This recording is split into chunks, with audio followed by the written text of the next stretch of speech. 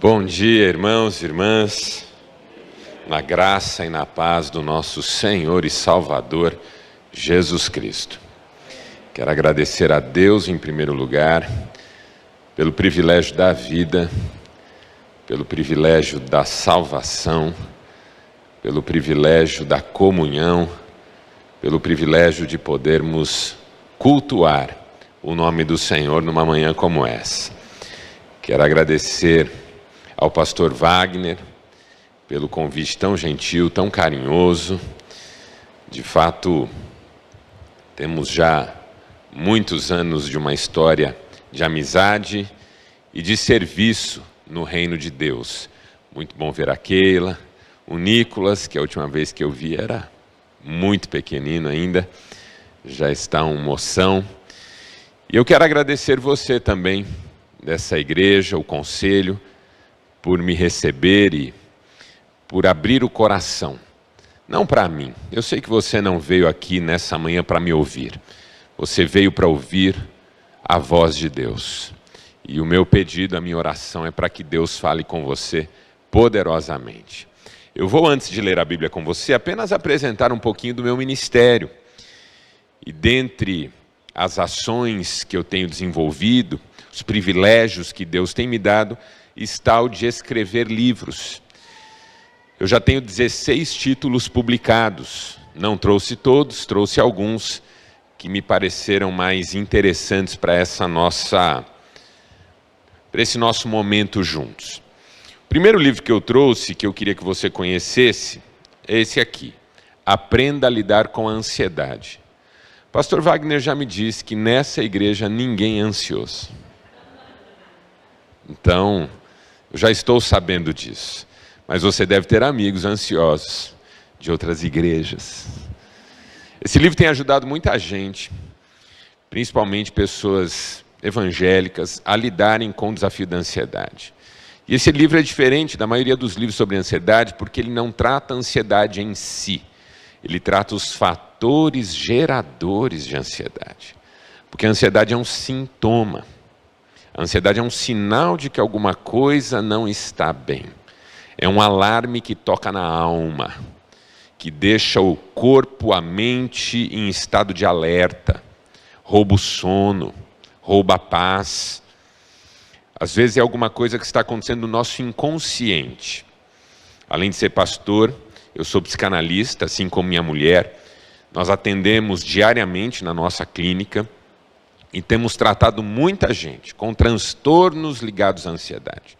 E esse livro, que já está na 3ª edição, é um livro que tem ajudado pessoas que de repente querem conhecer melhor a si mesmas e enfrentar esse fantasma que muitas vezes assombra de fato. Então esse livro eu trouxe para você, estará à sua disposição, assim como esse aqui, que eu gosto muito também, O Caminho da Excelência. É um livro que eu escrevi para pessoas que são líderes, empresárias, gestoras, que trabalham com outras pessoas e que querem se desenvolver no seu máximo potencial. Excelência é um desafio nos nossos dias. Dias competitivos, dias de extrema pressão em todas as áreas. Esse livro também ajuda você que trabalha com pessoas e quer ajudar a desenvolvê-las. Então, ao final, esse livro também vai estar à sua disposição. E vou falar só mais desse aqui, trouxe mais alguns, mas à noite eu falo. O Guia da Vida Simples. Esse é um livro comentário, é um livro que eu escrevi a respeito do Eclesiastes. O Eclesiastes, que é um livro difícil, forte, duro, ácido até, e já foi chamado de o livro mais mal-humorado da Bíblia. E realmente é um livro cujas palavras muitas vezes nos causam algum constrangimento. Mas Deus me deu a graça de ler o Eclesiastes a partir da ótica da simplicidade. Porque é isso que o Eclesiastes é, um simplificador. Ele tira da vida a maquiagem, o excesso, aquilo que Deus não colocou e a gente colocou. E tudo que a gente colocou deixou a vida mais difícil, mais pesada e às vezes até mais infeliz. Nesse livro eu defendo que a simplicidade é um caminho de felicidade. E vale a pena você conhecê-lo. E aí eu trouxe um livreto aqui, chamado Maturidade e Liderança, que eu produzi juntamente com um ministério que tem tudo a ver com essa cidade também, que é o Ministério Com Cristo no Cerrado. Talvez alguém já tenha ouvido falar nele. Eu até estou com a minha Bíblia aqui, Bíblia Sagrada Com Cristo no Cerrado, que é uma Bíblia muito bonita, que tem o tema do Cerrado. É uma Bíblia letra grande, é uma Bíblia com lateral dourada, é uma Bíblia que nós incentivamos os empresários do agronegócio a colocarem na sua cesta de presentes, na sua iniciativa de valorização dos seus colaboradores, ou dos seus fornecedores, ou dos seus clientes. Porque esses dias eu estava dizendo numa palestra para empresários, às vezes a gente faz uma cesta bonita para dar de presente para alguém e põe uma garrafa de vinho ruim.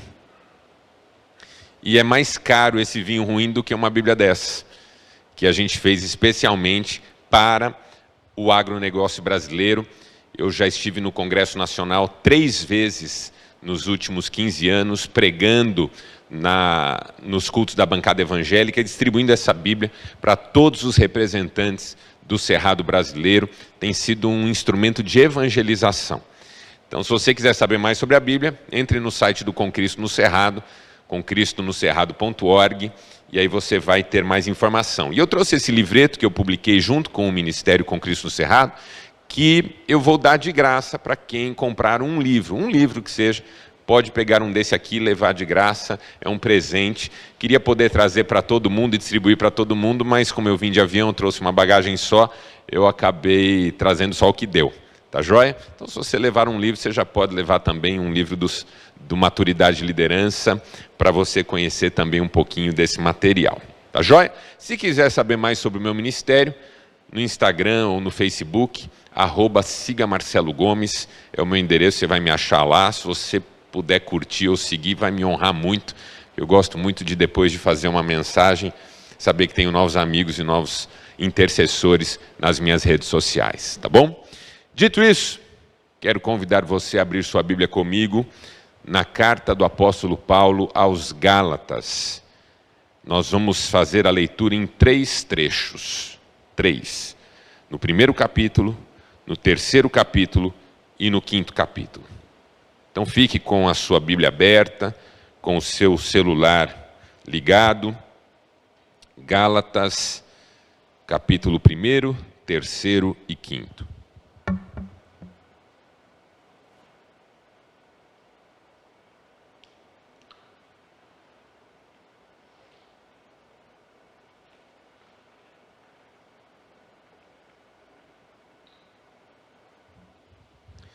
No capítulo 1º, nós vamos ler do 6º verso ao verso 9.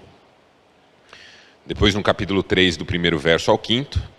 E depois no capítulo 5, apenas o 1º verso, ok?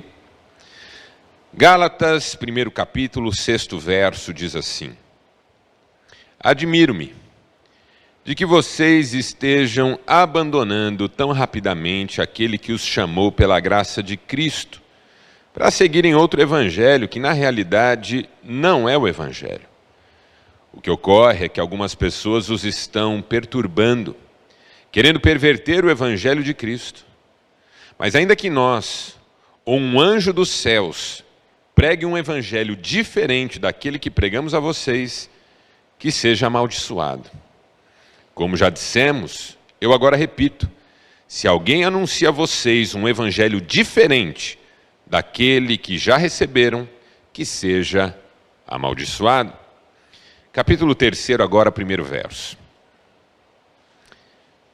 Ó Gálatas insensatos, quem os enfeitiçou?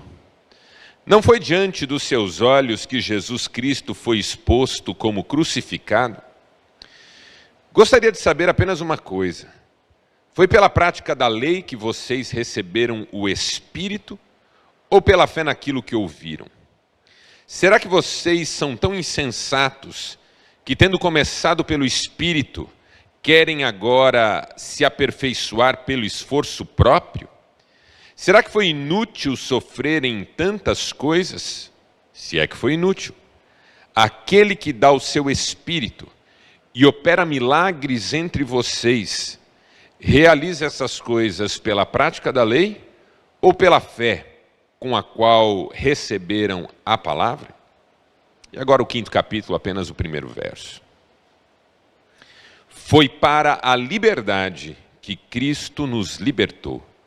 Portanto, permaneçam firmes e não se deixem submeter novamente a um jugo de escravidão. Até aqui, louvado seja Deus por essa palavra, e você diz? Amém.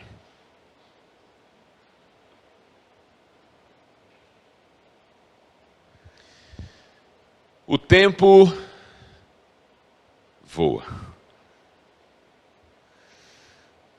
Estamos aqui hoje comemorando 10 anos de história dessa igreja. E voou. Quem está aqui desde o início, talvez já tenha tido aquela sensação de que parece que foi ontem que tudo começou. Pastor Wagner comentou que ano passado, tanto ele, Keila, como eu e Cris, completamos 25 anos de casamento. E voou. Ainda essa semana, Cristiane, conversando comigo sobre isso, disse: parece que foi ontem. Parece que foi ontem que nós corremos atrás dos preparativos todos, viajamos em nossa lua de mel, construímos o nosso lar. Parece que foi ontem que nós vivemos tanta coisa. A Bíblia diz isso, que a vida passa e nós voamos. E o tempo passa muito rápido. Claro, não porque o relógio esteja se adiantando, mas porque cada vez mais nós estamos com a sensação de que há menos tempo para aquilo que precisamos realizar. O que deixa o tempo mais corrido, na nossa impressão, é exatamente esse fato de que não conseguimos fazer caber tudo. Na agenda, na rotina, no protocolo, no checklist, ou como quer que nós organizemos o nosso cotidiano. Tem gente que diz assim: eu precisava de um dia de 30 horas. Eu costumo dizer que quem diz isso está vivendo errado. Porque se o dia não está sendo suficiente, alguma coisa está errada no modo como você tem tomado suas decisões. A correria a que nós nos submetemos também é sintomática. Sobretudo se nós não estamos dando conta, se não estamos sendo capazes de corresponder a tudo que nos propomos. Mas o fato é que o mundo também está mais acelerado. As pessoas estão mais apressadas. As cobranças vêm mais rapidamente. Quem depende de celular, de internet, não tem mais dia nem hora para fazer o que tem que fazer. Trabalha de manhã, de tarde, de noite, de segunda a segunda, todos os meses do ano. Não desliga. E tudo isso faz com que a nossa sensação da passagem do tempo fique ainda mais rápida. Essa sensação de que o tempo está passando rápido. Eu gosto de uma frase do escritor Rubem Alves, talvez você já tenha lido alguma coisa dele, em que ele diz assim: os anos de uma vida nunca se somam, eles sempre se subtraem. E Rubem Alves faz até uma brincadeira e diz que nós nunca devemos perguntar para uma pessoa quantos anos ela tem, mas quantos anos ela não tem mais. Porque a idade que você responde não trata dos anos que você tem, mas dos anos que você teve. Quando eu digo que tenho 47 anos, esses anos não são os que eu tenho de fato, são os que eu tive. O duro é que sobre os que eu tenho eu nada sei. Eu nem sei se ainda tenho 1 ano, 2, 10, não sei. Ano passado eu achei que seria o meu último. já que eu tive Covid, uma situação muitíssimo grave. Fui internado, fui parar numa UTI, tive 90% de comprometimento pulmonar. Fiquei 70 dias em tratamento. E soube, depois de tudo ter passado, que um dos médicos que cuidaram de mim, chegou em casa, filho de amigos meus, e disse para os pais: vamos orar por Cristiane, porque o pastor Marcelo está clinicamente em óbito. É que Deus tem sempre a última palavra. E por alguma razão Ele quis que eu permanecesse. Mas podia ter sido meu último ano, o ano passado. E eu nem o teria vivido inteiro. Claro que ninguém gosta de falar sobre isso. Ainda mais num momento de comemoração. A brevidade da vida é um assunto que nos chateia até. Tanto que nós temos um jeito de falar sobre esse assunto que seria cômico não fosse trágico. Uma palavra que nós usamos para nos referir a esse fenômeno, que está totalmente fora de sentido, mas tem um sentido ao mesmo tempo bastante preciso. E eu vou falar dela contando uma pequena história. Eu estava uma vez terminando um culto, e um irmão da igreja veio conversar comigo, e disse assim: pastor, ore pela minha avó, que ela está internada na Santa Casa, e foi desenganada pelos médicos. Foi desenganada pelos médicos. Eu perguntei o nome daquela avó e disse: vamos orar. Só que quando ele estava saindo, me bateu uma outra curiosidade. Porque aquele irmão não era assim, novinho. Ele já era madurão, mais de 50. Pastor Wagner. E aí eu chamei ele de volta. Falei: irmão, só mais uma pergunta. Quantos anos tem a senhora, sua avó? Ele falou: 96. Falei: ok, pode deixar, vamos orar. No que ele saiu, eu fiquei pensando nessa palavra, nesse jeito de se referir, nessa ideia. Ore pela minha avó, porque ela foi desenganada. O que é desenganar? Desenganar é tirar do engano. Você desengana uma pessoa e a retira do engano em que ela estava. Ore pela minha avó, porque ela foi desenganada pelos médicos. Qual era o engano dessa senhora? Com 96 anos. Vou viver para sempre. Aí o médico vem e diz: não vai não. E ela é desenganada. Tirada do doce engano. De que sempre vai ser assim, de que sempre estaremos aqui, de que a vida é isso aqui só. Talvez eu tenha vindo aqui hoje para desenganar você. Para dizer para você que o tempo está passando. E que nós não temos, ao contrário do que cantou Renato Russo, todo o tempo do mundo. O tempo voa. E não volta atrás. Tem gente que sonha com a possibilidade de voltar no tempo. Eu divido essas pessoas em dois grupos. O grupo nostálgico. Conhece gente nostálgica?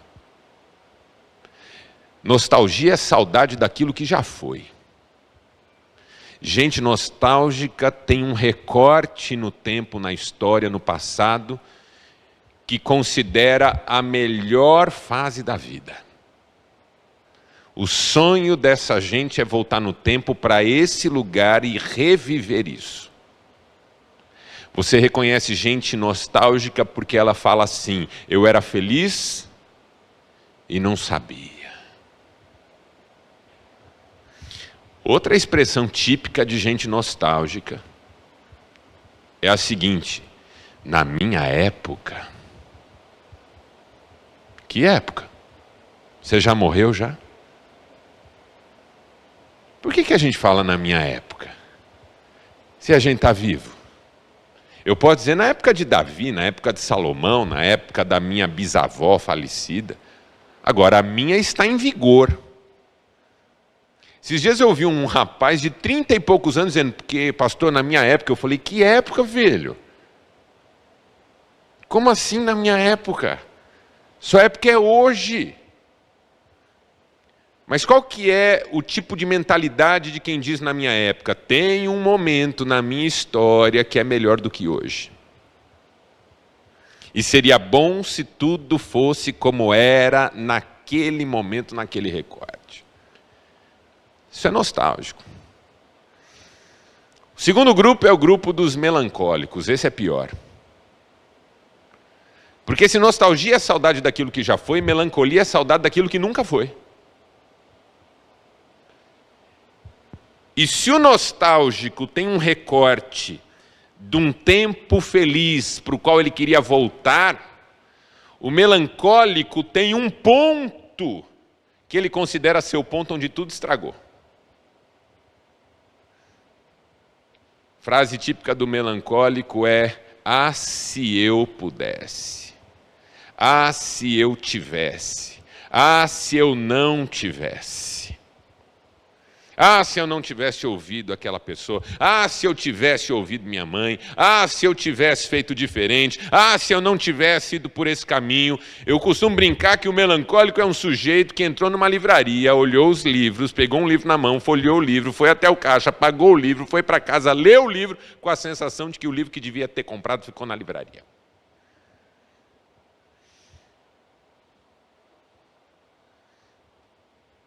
O problema do melancólico é que ele acha que a vida dele foi inviabilizada num ponto específico, onde ele tinha que voltar para refazer. O nostálgico quer voltar para reviver. O melancólico quer voltar para refazer. E nenhum dos dois vive. Porque o presente não é lugar de pensar como seria ser. O presente não é lugar de lamentar como foi. O presente é lugar de semear o que virá. O presente é começo puro, como disse Emmanuel Levinas. O presente é lugar da gente dizer: se alguém está em Cristo é nova criatura, as coisas antigas passaram, tudo se fez novo. E esse é o desengano. O desengano que nos tira dessa condição, que nos faz pensar que o presente é desfecho. Fui uma vez dar uma palestra num presídio, e foi uma cena engraçada porque eu fiz várias palestras para vários ambientes, e o ambiente final era no lugar da segurança máxima, onde estavam os presos com maior condenação. O que tinha menos condenação tinha 20 anos. A maioria assassinos. E o diretor do presídio me acompanhava, alguns carcereiros, e eles abriam um portão, entrávamos, fechava, abria o outro, entrávamos, fechava, e aquela rotina de abrir e fechar. De repente eles abriram, eu passei, eles fecharam, eles ficaram do outro lado e eu fiquei daquele. Aí eu falei: vocês não vêm? Ele falou: não, aí não. Falei: por quê? Porque aí é perigoso. Eu falei: e eu posso? Falei: não, você eles estão esperando. Nós não podemos. Aí eu fui naquele clima, né? Na época eu fazia um programa no rádio, que era muito ouvido, e era ouvido no presídio, eu fiquei sabendo depois. E um preso veio na minha direção, abriu os braços e falou: pastor Marcelo Gomes, meu sonho era te ver aqui. Eu falei: irmão, vamos mudar esse sonho aí, por favor, porque eu não quero ficar aqui, não. Foi uma delícia aquele dia. E eu lembro que a palestra que eu fiz tinha 3 pontos. Nunca esqueci esse dia, foi um dia muito especial. O primeiro ponto da minha palestra era o seguinte: passado não é desculpa. Valia para eles, vale para nós. O passado não é desculpa. Segundo ponto da minha palestra, presente não é desfecho. Tem gente que diz assim, olha onde eu vim parar. Fui acreditar em não sei quem, olha o que aconteceu comigo. Fui fazer isso, olha só o que minha vida virou. Quem fala desse jeito está expressando com essas ideias que o presente é desfecho, que a vida acabou aqui, que tudo terminou aqui, que chegou aqui, aqui é o fim. Presente é começo. Hoje começa uma nova etapa. O escritor americano Tim Hensel escreveu que a boa notícia é essa, que a melhor fase da vida está pela frente. Que o diga Abraão, que o diga Moisés, que já eram idosos quando descobriram que Deus ainda tinha um propósito para eles. Irmãos, vocês não fazem ideia, assim como eu não faço ideia, do que Deus ainda tem preparado para nós. E o último ponto da minha palestra, só para você saber qual foi o terceiro, o futuro não é destino, no sentido de ser algo determinado, no sentido de ser algo que, se for para acontecer, vai acontecer independentemente de nós. Claro que Deus é soberano, claro que Ele tem os seus propósitos, mas a Bíblia também diz, tudo que o homem semear, isso também ceifará. Os planos de Deus para mim vão se cumprir porque Ele tudo pode e nenhum dos seus planos pode ser frustrado. Mas as sementes que eu não lançar eu não vou colher. Porque isso também é bíblico. Então o futuro não é alguma coisa que a gente espera e deixa rolar, deixa a vida me levar, a vida leva eu, como disse o filósofo. O futuro é alguma coisa que nós semeamos todo dia. Hoje é dia de semear futuro em nome de Jesus. Pela fé, com alegria.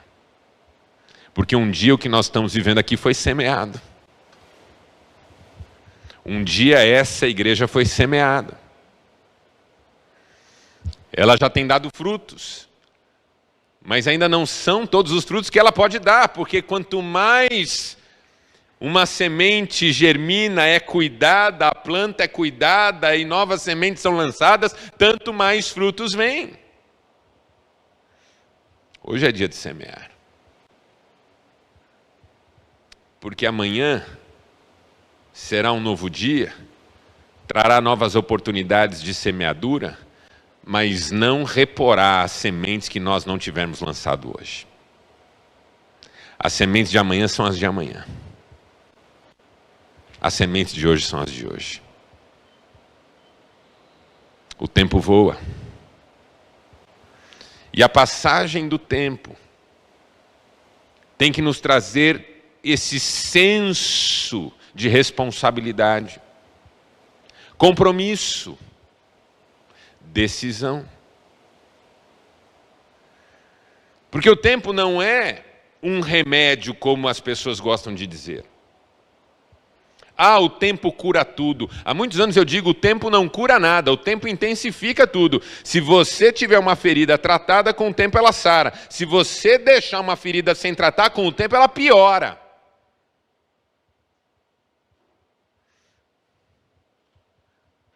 Já esqueceu comida fora da geladeira? Eu já. Não é que eu esqueci. É que Cristiane pediu, a gente era recém-casado, ela pediu para eu guardar o frango que a gente tinha comido no almoço. Como a bandeja estava muito quente ainda, eu não quis pôr na geladeira, porque eu tinha ouvido falar que isso fazia gastar mais energia. E eu era seminarista como Wagner, e seminarista, em via de regra, é pobre. Keila sabe disso. Eu digo que na escala social você tem pobre, miserável, mendigo e seminarista. Uma vez eu passei por um mendigo, ele falou, dá um dinheiro aí. Eu falei, eu não tenho. Ele falou, o que você faz? Eu falei, sou seminarista. Ele falou, pega um dinheiro aí no chapéu. E eu peguei. Então eu pensei comigo, não vou pôr na geladeira porque vai gastar mais energia. Olhei para o fogão, vou guardar no fogão, mas não vou guardar onde Cristiane possa usar. Abri uma portinhola de baixo e coloquei ali dentro. E esqueci. E Cristiane nunca mais viu esse troço, até o dia que isso começou a cheirar. E ela disse: amor, a cozinha está com cheiro ruim. Falei: deve ser caixa de gordura. Ela falou: então chame alguém. Aí chamamos alguém. Aí no dia seguinte aquele cheiro ruim. Eu falei: é ralo. Compramos um negócio, jogamos nos ralos. Ela falou: amor, está um cheiro ruim nessa cozinha. Eu falei: é vizinho. Essa vizinhança porca que a gente tem. Ela falou assim: mas parece cheiro de comida estragada. Quando ela disse isso, Deus me fez lembrar do frango. Não era mais um frango, era uma comunidade de seres desconhecidos. Foi bandeja para o lixo, foi tudo. O tempo não nos ajudou. O tempo só nos atrapalhou. O tempo apodrece aquilo que não está encerrado. Eu atendo pessoas no meu consultório que descobrem, muitas vezes da maneira mais dolorosa, que as razões pelas quais não conseguem viver no presente remontam momentos, períodos, experiências da infância. O tempo não ajudou. O tempo agravou. O tempo trouxe piores resultados. E quanto mais o tempo passa, pior a pessoa fica. Não se engane, não é todo mundo que envelhece bem, não. Tem gente que envelhece rancorosa, mal-humorada, reclamona, crítica, infrutífera. Porque o tempo por si só não faz as coisas acontecer. Ele pode ajudar aquilo que foi semeado e pode destruir aquilo que não foi cuidado.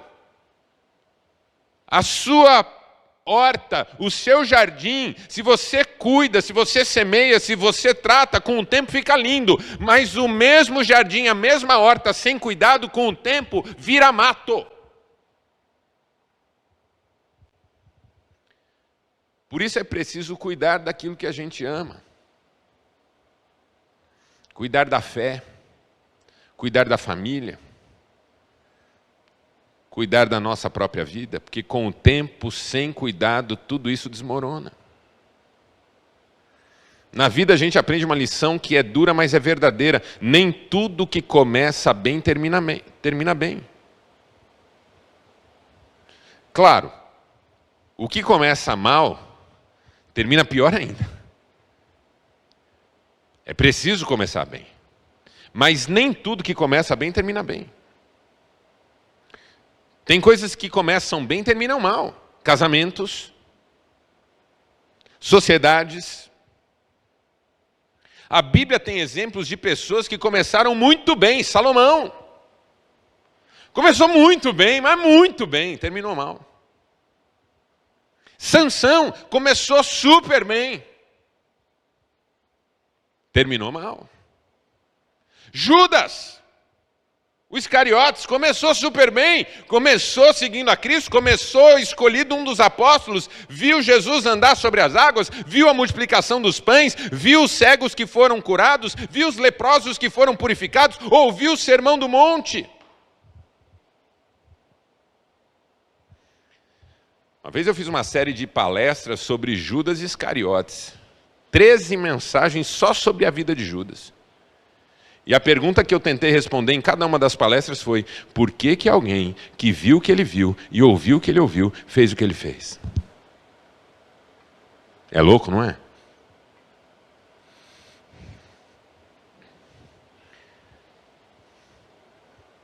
O tempo voa. E se a gente cuida, fica mais bonito. Mas se a gente não cuida, estraga.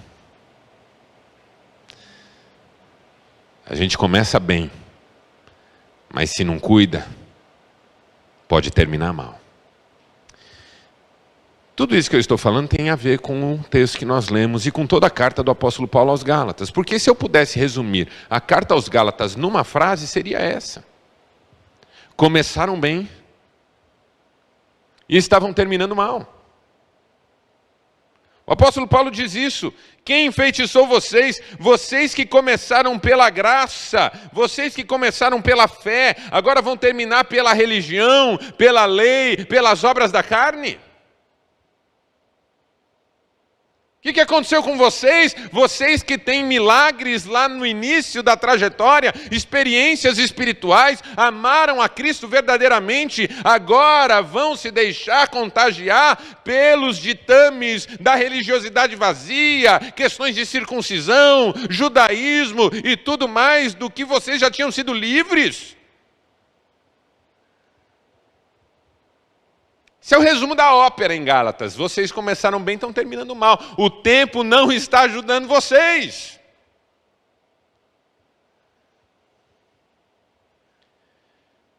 Essa igreja está fazendo 10 anos.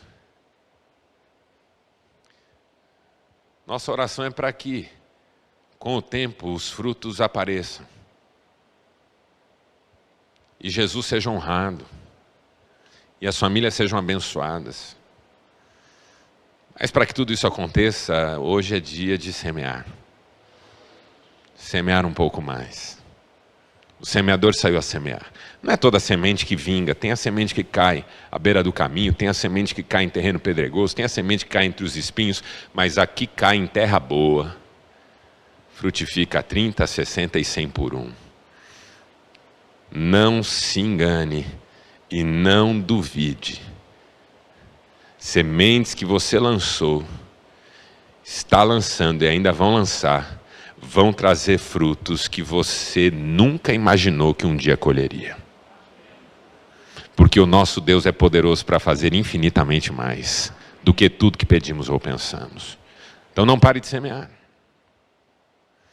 Os Gálatas, com o tempo, se tornaram piores e não melhores. Isso é muito triste, me parece, que com o tempo uma pessoa se torne pior e não melhor. Ao longo do meu ministério pastoral fiz muito casamento, muito. Nos últimos anos do meu ministério em Maringá, eu estava fazendo alguma coisa perto de 25 casamentos por ano. Eu já não aguentava mais casamento. Vi um casal da minha igreja e falei: pastor, nós vamos casar. Saiu uma lágrima dos meus olhos.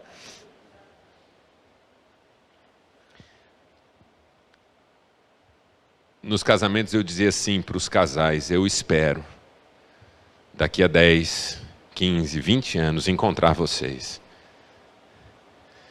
E ver esse brilho nos olhos de vocês aumentado. Porque eu encontro casais depois de 10 anos de casamento, 5 anos de casamento, ela já não tem mais brilho no olhar. Ele já não tem mais nenhuma expectativa de que as coisas melhorem. E com o tempo eles ficaram piores e não melhores. Você vive num mundo que o tempo tem feito com que muitos relacionamentos, muitas histórias, muitas biografias se estraguem. Mas você crê num Deus que com o tempo faz as coisas ainda melhores. Jesus estava num casamento em Caná da Galileia, acabou o vinho. Ele fez a água vinho. E quando o mestre de cerimônia provou, ele disse: todo mundo serve o bom primeiro e a porcaria depois. No mundo inteiro é assim: primeiro a coisa boa, depois qualquer coisa. No mundo é assim: começa bem, mas termina mal. Mas você guardou o melhor até agora. Não importa se vivemos num mundo em que o tempo estraga tudo, na fé, com o tempo, nós viveremos ainda melhores coisas para a glória de Deus. Não deixe o tempo destruir o que é importante para você hoje. Cuide. É o que o apóstolo Paulo está tentando fazer, escrevendo essa carta aos Gálatas. Ajudá-los a voltar. Ajudá-los a semear novamente boas sementes. Ajudá-los a resolver essa dinâmica do tempo, que precisa ser entendida na perspectiva da semeadura, para que os frutos venham. Quando eu leio a carta aos Gálatas, eu percebo que o tempo tem um potencial destrutivo em 3 grandes áreas. Primeira, o tempo atenta contra o encanto. Com o tempo você perde o interesse. Com o tempo você deixa de se entusiasmar. Com o tempo você perde a excitação no sentido positivo da palavra. Com o tempo você já não vê mais a mesma beleza. É igual entrar numa concessionária para ver um carro novo, recém-lançado, e depois chegar na garagem e ver lá o veião. Não estou falando do marido, estou falando do carro. Houve uma época que seu carro era um motivo de satisfação e alegria para você, e hoje ele não é mais. Roupas, já comprou uma roupa que quando você pôs, você falou, puxa, fiquei legal pra caramba. Mas aí depois de uns anos, no caso de uns homens meio muquirana, meses, no caso de algumas irmãs, dias, quem sabe, aquela roupa já não... A minha mulher, ela tem um problema. São 3 mulheres no mundo que têm esse problema. Ela no Brasil, uma no Japão e uma na Austrália. A doença da minha mulher não tem nome, mas tem um sintoma típico. Ela olha um guarda-roupa lotado, depois ela olha para mim e diz assim, eu não tenho roupa. É uma doença, não ria. Nós procuramos especialistas na Europa. Tem que tomar medicação fortíssima. Por quê? Porque aquela roupaiada toda, ela diz assim para mim, eu já usei. Eu falei, que bom. Pior se não tivesse usado. Mas isso não convence ela. Algumas mulheres não adianta tentar olhar pelo lado positivo. Não convence. Quando minha mulher diz eu não tenho roupa, não é porque ela não tem roupa. É porque o que ela tem já não a satisfaz. Eu estou brincando sobre ela porque com ela eu posso brincar. Mas a verdade é que muitos de nós têm esse mesmo drama pessoal. Aquilo que a gente tem não nos preenche. A gente vive em função do que falta.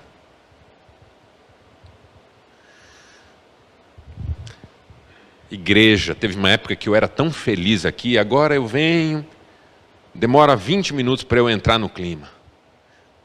Jesus, no começo eu queria fazer tudo. 10 anos depois, eu já não tenho tempo para nada. Qual que é a crítica que Jesus faz à igreja em Éfeso, por exemplo, no Apocalipse? Eu conheço a obra de vocês, eu conheço o trabalho de vocês, eu conheço os frutos de vocês, eu sei que vocês ainda se esforçam, mas eu tenho algo contra vocês, que é o fato de vocês terem perdido o primeiro amor.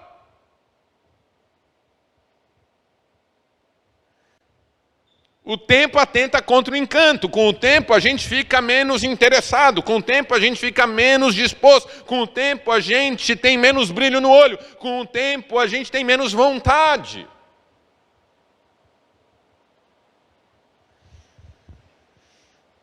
Com o tempo a gente se familiariza, e como disse Eugene Peterson, a familiaridade anestesia a percepção.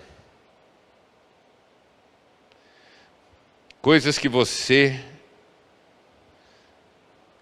tem familiaridade com elas, são menos objeto da sua atenção do que coisas novas.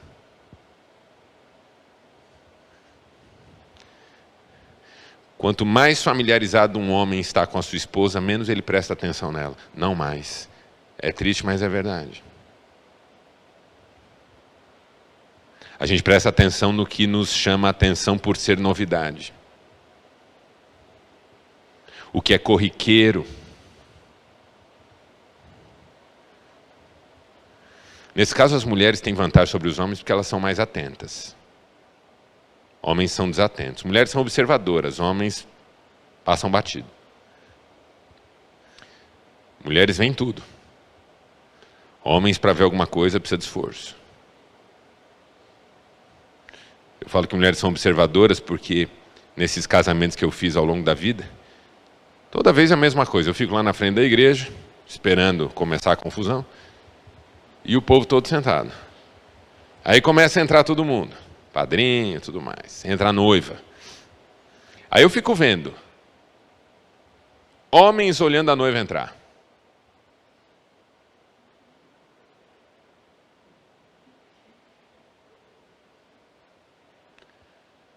Mulheres vendo a noiva entrar.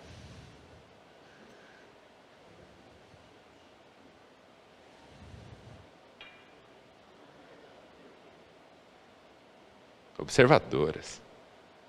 Minha mulher um dia falou assim para mim: amor, eu queria um sapato igual daquela madrinha de verde. Eu não vi madrinha de verde. Quanto mais o sapato. Mas eu também tenho problemas mentais graves. Um dia eu entro em casa, Cristiane na porta, olha para mim e fala assim: notou a novidade? Eu fiquei olhando para ela assim, fixo. Tipo, cortou o cabelo, será? Não, não cortou, cortou. Se bem que quando corta é um dedo e já quer que a gente repare. Essa roupa é nova, essa roupa é velha. Que roupa é essa? Nossa, o cabelo dela sempre foi dessa cor. E olhando. Ela falou: amor, você não está vendo nenhuma novidade? Aí eu comecei a orar. Senhor, revela teu servo. Esse troço é perigoso. Fala comigo, pai. E ela: amor, nenhuma novidade. Aí eu já comecei a pedir outra coisa. Falei: Senhor, essa é uma boa hora para o arrebatamento acontecer. Toca a trombeta, muda o assunto, a gente começa a subir. Ela falou: amor, você não está vendo nada diferente? Eu falei: eu não estou vendo nada diferente. Ela falou: chegou nossa cortina de fora a fora assim na parede, ó. E eu não sabia que a gente não tinha uma cortina ali. Mas esse sou eu. Você talvez seja mais atento do que eu. Muitos homens não são. É a história da manteiga, né? Amor, cadê a manteiga? Geladeira. O cara abre, olha, olha, olha. Não tem. Aí ela vai lá e pega. Cada um sabe da sua vida. Mas o fato é que quanto mais o tempo passa, menos a gente dá atenção para aquilo que a gente acha que já conhece. Vale para a Bíblia. Quanto mais o tempo passa, mais eu acho que sei o que a Bíblia ensina, menos eu leio. E quando leio, menos eu guardo. Menos eu estudo, menos eu me interesso. O tempo atenta contra o encanto. Paulo percebeu isso com os Gálatas. Vocês tinham Cristo diante dos olhos de vocês. Cristo crucificado, Cristo ressurreto. Agora vocês não olham mais para Cristo e olham para as pessoas. Quem enfeitiçou vocês? Parece feitiçaria, parece alguma coisa errada. Como é que vocês que antes amavam a Cristo, agora amam essas coisas da religião? Uma igreja com 10 anos ainda é nova. Mas tem que tomar cuidado. Porque com o tempo já não adora mais como adorava, já não ora mais como orava, já não lê mais a Bíblia como lia, já não contribui como contribuía, já não evangeliza como evangelizava. E já não sabe mais se Deus faz parte da vida ou não. Não deixe isso acontecer. Por isso que o apóstolo Paulo, para resolver esse problema, escreve que se formos cheios do Espírito Santo, andaremos em novidade de vida. O Senhor renovando em nós o encanto, dia a dia, do amor por Jesus, do amor pela sua obra, do amor pela nossa família, do amor pela nossa casa, do amor pelo trabalho, do amor pelas coisas boas que Deus tem nos dado. Uma vida sem murmuração, sem tédio, olha que coisa linda. Outra coisa que o tempo faz, que o apóstolo Paulo denuncia aqui aos Gálatas: o tempo atenta contra a memória. Vocês se esqueceram, foi? Se esqueceram quem é Deus, se esqueceram o que foi pregado, se esqueceram do evangelho. Estão ouvindo outra coisa? Se um anjo prega um evangelho que não é evangelho, seja amaldiçoado. Vocês não podem se esquecer do que receberam. Irmãos, o tempo atenta contra a memória. Com o tempo a gente esquece. Lembra quando nós precisávamos saber números de telefone? Você sabia um monte de número de telefone. Hoje você não sabe nenhum, porque não precisa. O tempo passou, você foi esquecendo. O tempo passa, você esquece. Você esquece o que aprendeu na escola. Quem é que lembra como é que resolve uma equação do segundo grau? Bom, eu não sabia resolver nem naquela época. Quanto mais agora. Quem é que lembra a capital da Romênia? Quem é que lembra detalhes da história mundial? Quem é que lembra determinadas regras da língua portuguesa? Com o tempo a gente esquece. Se a gente não tem foco naquilo de quando em quando, para renovar, para trazer de volta, a gente esquece. E eu, depois da Covid, fiquei com a memória ruim. Sempre tive memória espetacular. Aí deu uma agitada aqui nos neurônios. Alguns viraram inimigos. Está uma confusão aqui. O pastor Wagner perguntou, você teve alguma sequela? Algumas. Primeiro, eu tenho um cansaço. Eu fiquei com 90% de comprometimento pulmonar e no segundo semestre do ano passado, eu tive a Covid no primeiro, eu fiz uma nova tomografia e ainda estava com 90% de comprometimento, mesmo já de alta, mesmo já voltando às atividades. Então, eu me canso. O tempo que eu fiquei na UTI, eu perdi 24 quilos. Já recuperei tudo. Não tenha pena de mim, porque está tudo aqui de volta, mas um pouco ainda. Taxa de reserva.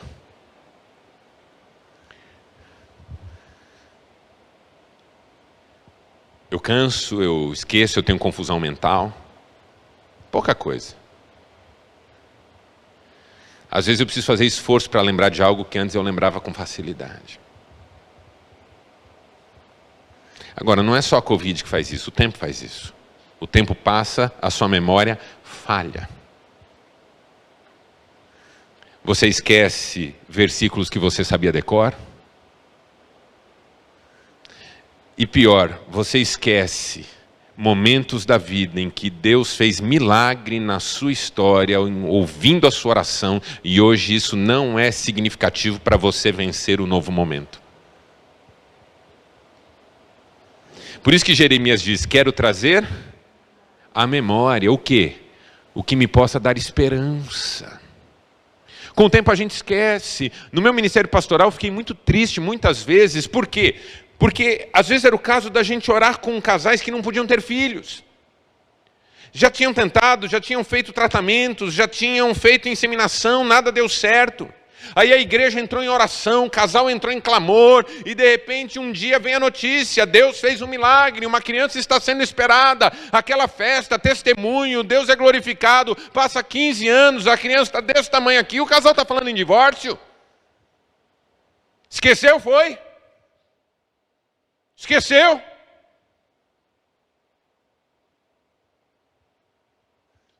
Teve um momento na sua vida que você orou profusamente por algo que você tem hoje e não dá valor.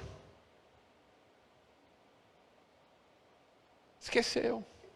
Esqueceu que um dia Deus atendeu uma oração sua, fez um milagre. Eu leio as histórias dos homens de Deus na Bíblia, eles vivem milagres, mas não é todo dia. Abraão mesmo ouviu Deus falar com ele 3, 4 vezes ao longo da vida inteira. E nunca se esqueceu. A gente, se não recebe milagre todo mês, no mês seguinte a gente já está reclamando já. O tempo atenta contra a memória porque faz a gente esquecer quem é Deus na nossa vida, o que Ele já fez na nossa história, orações que já foram respondidas. Eu vi tantos milagres ao longo do meu ministério.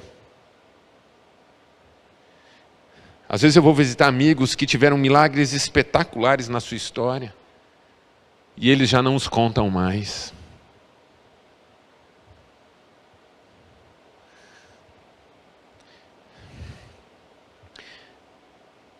quando eu estava na UTI, me tiraram tudo. Tiraram minhas roupas, meu celular, tudo. Quando eu já estava na UTI, todo ligado a tudo, uma enfermeira veio e pediu para eu tirar a minha aliança. Eu ia fazer 25 anos no final do ano passado. Era fevereiro, final de fevereiro. A hora que ela pediu para eu tirar a aliança, eu pensei, meu Deus, em 25 anos eu jamais tirei a aliança. Nunca. Tirei aquela aliança, pus num potinho, quando eu vi ela cair no fundo do potinho, me deu uma tristeza. Pensei em Cristiane recebendo aquele potinho, ela não sabia se eu sairia daquela UTI. Quando todos foram embora e eu fiquei lá sozinho, demorou muito, entrou um médico, amigo da nossa família. Olhou para mim e falou assim, você está precisando de alguma coisa? Eu estava com aquele aventalzinho de UTI. Só. Eu disse para ele, eu estou. Ele falou, o quê? Eu estou precisando de uma Bíblia. Eu não tenho uma Bíblia para ler. Ele fez uma cara assim de... Acho que não era tipo de pedido que ele estava imaginando ouvir. Eu fui levado às pressas para a UTI. Nem roupa eu tinha, nem roupa íntima eu tinha. Ele falou, vou arrumar uma Bíblia para você. Irmãos, o bem que aquela Bíblia me fez aqueles dias. Para eu me lembrar das promessas de Deus. Para eu me lembrar que Deus estava ali comigo. Para eu me lembrar. Eu fui criado numa igreja evangélica, presbiteriana independente. Eu nasci, meus pais já eram presbiterianos independentes. Eu cresci nesses bancos. Eu me lembrava dos hinos, das músicas. Teve um momento na UTI que eu já não falava mais porque eu não tinha pulmão. Eu tinha 10% do pulmão funcionando mal. Eu não fui entubado porque eu não permiti intubação e nem minha mulher permitiu. Eu acreditava que Deus ia me curar. Mas eu fui piorando, eu fui arriando. Pense, eu tinha um pouco menos peso do que eu estou agora, perdi 24 quilos. Eu era só osso e pele.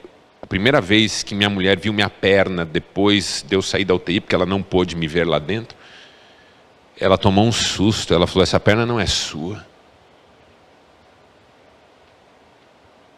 Eu não tinha fôlego, eu não tinha condição de comer, de respirar ao mesmo tempo. Então eu não falava.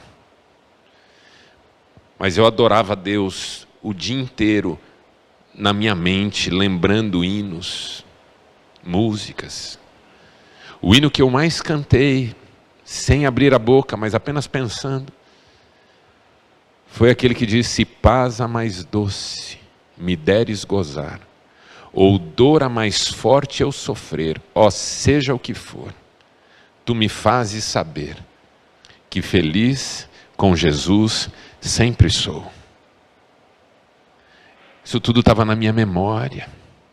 E eu li a minha Bíblia, minha memória era avivada, renovada.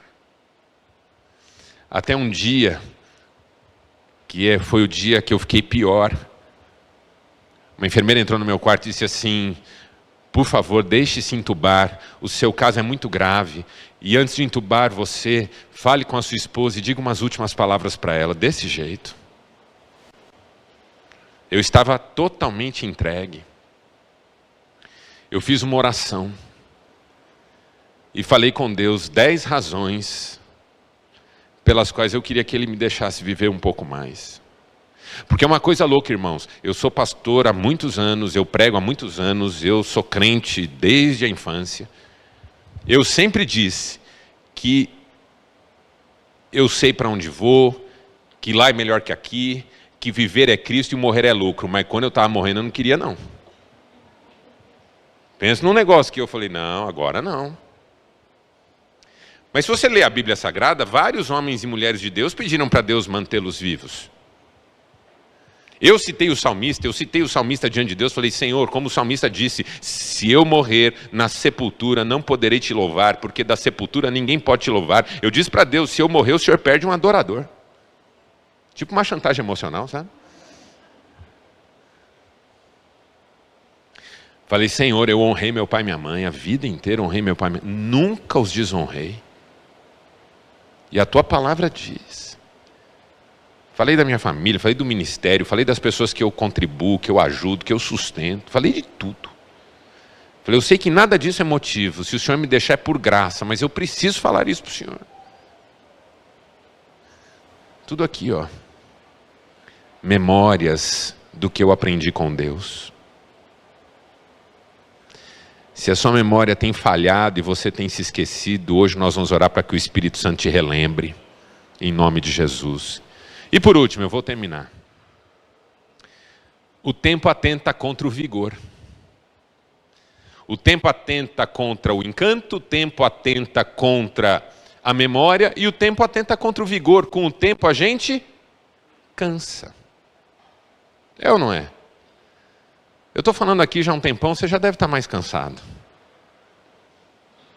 Você sai para andar, no começo da sua caminhada você está com energia, no final você está cansado.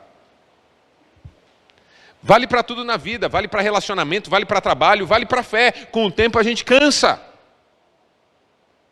Sabe a parábola dos trabalhadores na vinha? Que com o tempo vão cansando e vão perdendo a alegria de trabalhar na vinha? Com o tempo o sol queima a nossa cabeça, com o tempo as nossas energias se vão, com o tempo a gente não tem mais força.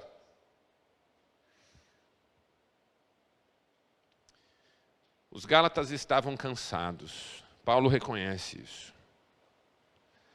Mas Paulo também diz para eles, vocês estão cansados porque vocês estão fazendo escolhas erradas. Foi para a liberdade que Cristo nos libertou. Não se deixem aprisionar por um jugo. Jugo é alguma coisa que pesa na cabeça da gente, no pescoço da gente, nos ombros da gente. Eu quero terminar essa palavra dizendo para você que o tempo voa. Mas os que esperam no Senhor renovam suas forças. Sobem com asas como águias. Correm e não se cansam. Caminham e não se fadigam. Quem crê nessa palavra? Eu creio muito nisso. Eu vim aqui hoje para desenganar você. Eu vim aqui hoje para desafiar você. Mas eu também vim aqui hoje para animar você. Porque hoje, o Senhor pode derramar um bálsamo de fôlego, de alegria, de força, de vitória sobre as nossas vidas. Feche seus olhos, eu quero orar com você.